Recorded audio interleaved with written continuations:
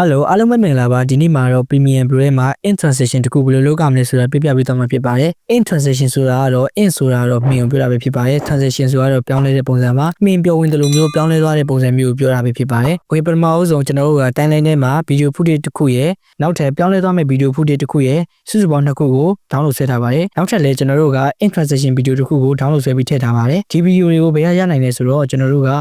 Google မှာသွားပြီးတော့ Inspect Plus Screen Video ဆိုပြီးရိုက်ရှာလိုက်မယ်ဆိုရင်အဲ့လိုဗီဒီယိုတွေအများကြီးရှိပါတယ်ကိုကြိုက်တဲ့ဗီဒီယိုကိုအလကားတောင်းလို့ဆွဲလို့ရပါတယ်။ပြီးပြီဆိုရင်ကျွန်တော်တို့ကပထမဗီဒီယိုပေါ်ကိုဒုတိယဗီဒီယိုကိုဆွဲတင်လိုက်မှာဖြစ်ပါတယ်။ပြီးရင်ကျွန်တော်တို့က in transition ဗီဒီယိုကို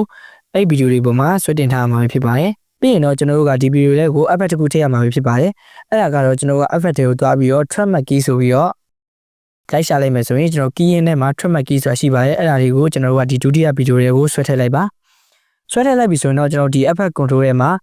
trackmark key ဆိုတဲ့ effect လေးဝင်လာပြီဖြစ်ပါတယ်။အဲ့ဒီမှာကျွန်တော်က map နေရာမှာဒီ in video ရဲ့ location ကိုကျွန်တော်ထည့်ပေးရမှာဖြစ်ပါတယ်။သူကတော့ V3 ပါ။ထောက်ပေးလိုက်မယ်ဆိုရင် video 3ကိုနှိပ်ပေးလိုက်မယ်။ပြီးရင်ကျွန်တော်တို့က composite using ဆိုတဲ့နေရာမှာ map alpha ဆိုတဲ့နေရာလေးမှာ map လူမကိုပြောင်းပေးရမှာဖြစ်ပါတယ်။ပြီးရင် reverse နေရာမှာအမှန်ကြီးလေးနှိပ်ပေးလိုက်ပါ။ပြီးရင်ကျွန်တော်တို့ကပြန်ဖွင့်ကြည့်လိုက်မယ်ဆိုရင်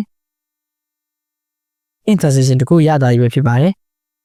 ဟုတ်ကဲ့ပါဒါဆိုရင်တော့ Premium Pro ထဲမှာ in transition တခုဘယ်လိုလုပ်လို့ရမလဲဆိုတာသိသွားပြီပဲဖြစ်ပါတယ်အားလုံးကျေးဇူးတင်ပါတယ်နောက်ဗီဒီယိုတွေမှာပြန်တွေ့ကြပါမယ်